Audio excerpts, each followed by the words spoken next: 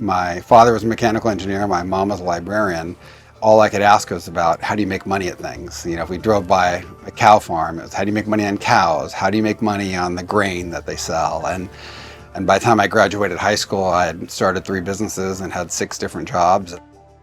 My name's Scott Akerley. I recently sold my business in the escrow title space in Southern California, and I am currently starting a youth leadership and entrepreneurial organization that we have 2,000 kids signed up for this coming year, and excited about it.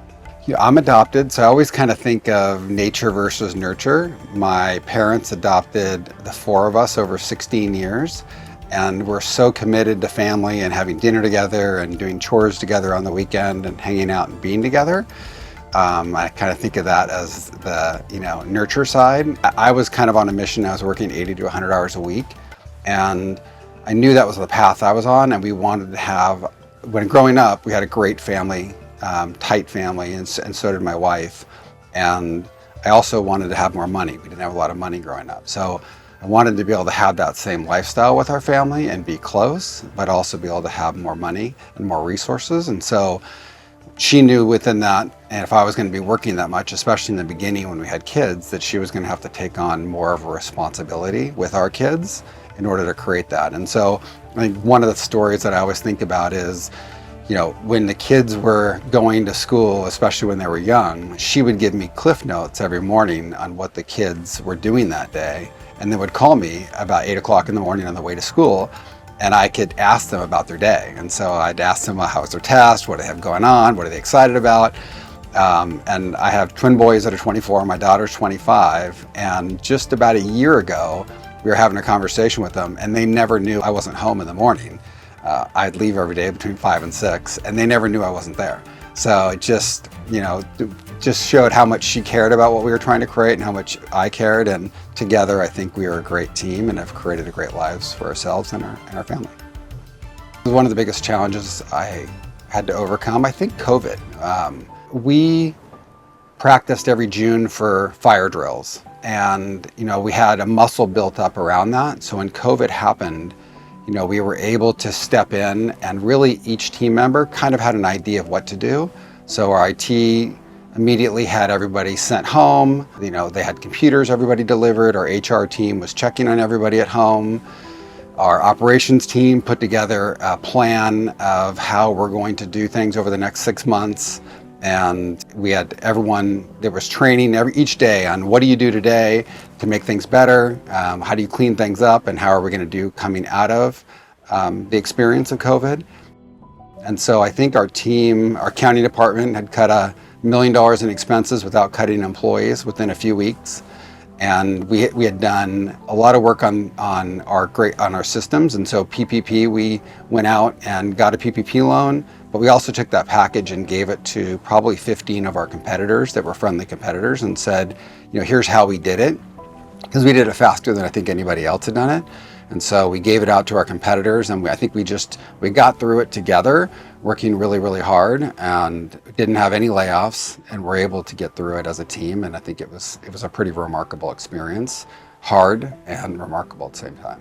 I met Strategic Coach at the Abundance community, and we were at Peter Diamandis, and I had met them over the last several years and just really enjoyed all of the people. At Abundance, I had a conversation with Dan Sullivan, and when he said that he was going to start Free Zone, that is how I built my business. So I think immediately I knew I had to be involved in that. We had built our business through partnerships, and it was just strategic alliances, partnerships. I'd kind of thought long term in different ways and how to create things over a long term. And so I think the collaboration and what Dan was saying, it just spoke to me, and I was just really excited to be involved in the Free Zone experience.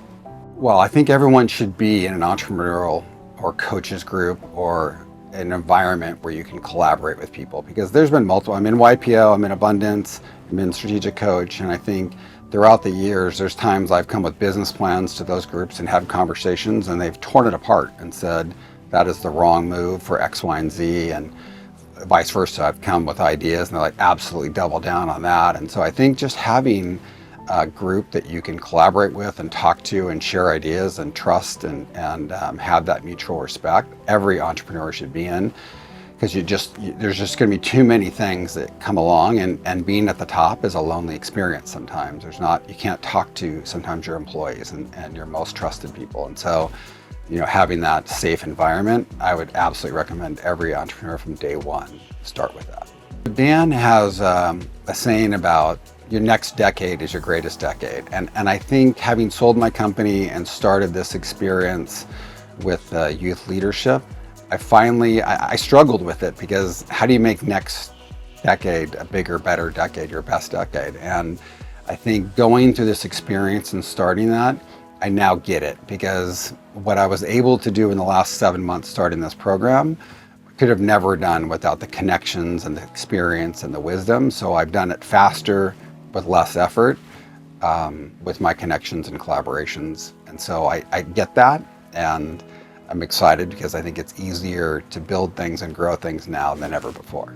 And when I think about the youth leadership, I can see that as a global experience, that it's involved emotional intelligence and youth leadership, and I can see that around the world, and I'm seeing the impact that it's already had on kids that we're working with.